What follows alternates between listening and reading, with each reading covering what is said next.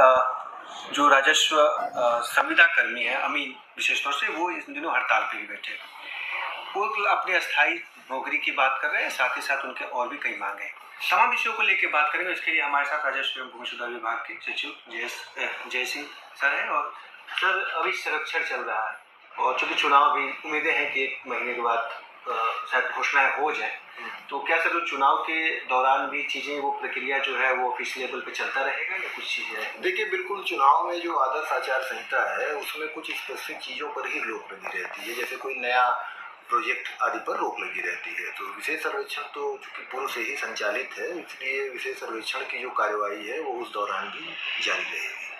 Sir, अभी क्या स्थिति है सर्वेक्षण की? कितना चीजें अपडेट हुई है? क्या कुछ हो रहा है? जो सबसे पहला चरण था विशेष सर्वेक्षण का, जिसमें लोगों से स्वघोषणा दी जानी थी, तो वो स्वघोषणा लगभग 2.5 करोड़ के आसपास विभाग के पास प्राप्त हो चुकी है।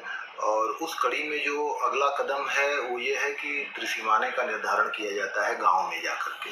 तो अभी जो सर्वेक्षण की टीमें हैं वो अलग अलग जिलों में त्रिसीमाने का निर्धारण कर रही हैं।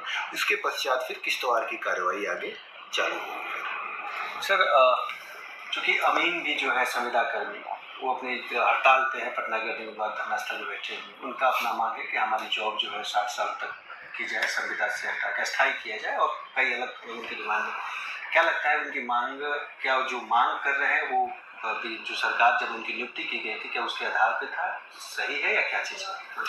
देखिए, उनकी जो मांगे हैं उन पर हम लोगों ने गंभीरतापूर्वक विचार किया है। और उनकी जो मांगे हैं, 5 में से 3 मांगे तो ऐसी हैं जो पूरा करना इसलिए संभव नहीं है क्योंकि वो नियोजन की जो शर्तें हैं और उनकी जो सेवा नियमावली है उसके बिल्कुल ही विपरीत है।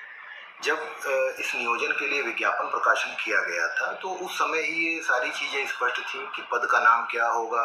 पद जो है संविदा पर ही आधारित है, जिसका कि कोई नियमितीकरण का दावा नहीं हो सकता, उसका क्या वेतनमान है।